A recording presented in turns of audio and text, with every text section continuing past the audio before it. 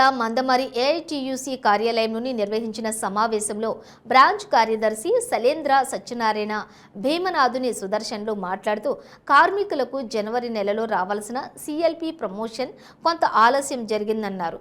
Union అధ్యక్షులు వాసిరెడ్డి సీతారామయ్య గారి చొరవతోటి ఈ 2 రోజులలోని ఎస్ఎల్పి ప్రమోషన్ లెటర్స్ ఇవ్వడానికి యాజమాన్యం అంగీకరించారని అన్నారు.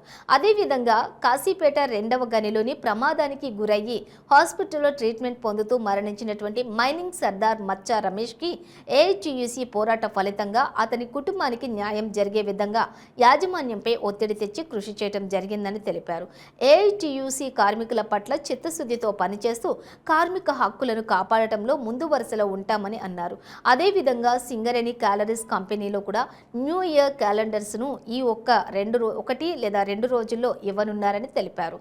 అనంతరం ఏఐటియుసి నూతన సంవత్సరం ప్యాకెట్ క్యాలెండర్ను రిలీజ్ చేయడం జరిగింది.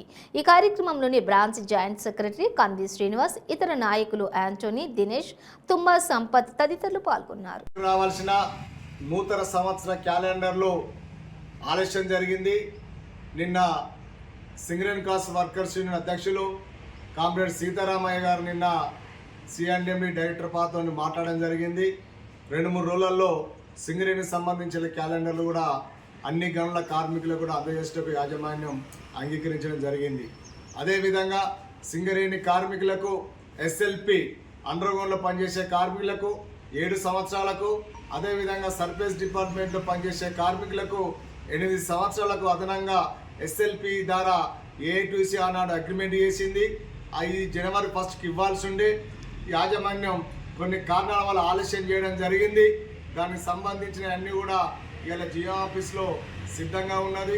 నిన్న సీతారామయ్య గారు కూడా ఆ ఎస్ఎల్పికి సంబంధించిన విషయాన్ని మరి మేనేజ్మెంట్తో మాట్లాడడం జరిగింది. రేపు ఎల్లుండి 2 రోజులలో కూడా సింగరేణి కార్మికులకు ఎస్ఎల్పి ఎవరికైతే అర్హత ఉందో వాళ్ళందరూ కూడా ఎస్ఎల్పి ఇంక్రిమెంటు పత్రాలు అందజేస్తారని చెప్పేసి ఏఐటియుసిగా విజ్ఞప్తి చేస్తూ ఉన్నాం.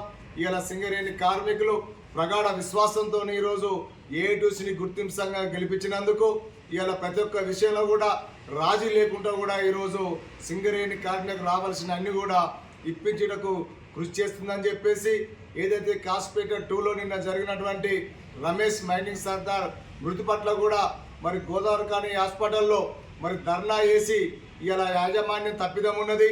యాక్సిడెంట్ అయిన మనిషిని హాస్పిటల్లో 18 రోజులు ఉంచుకొని ఈరోజు చివరకు ఆయన చనిపోవడం జరిగింది.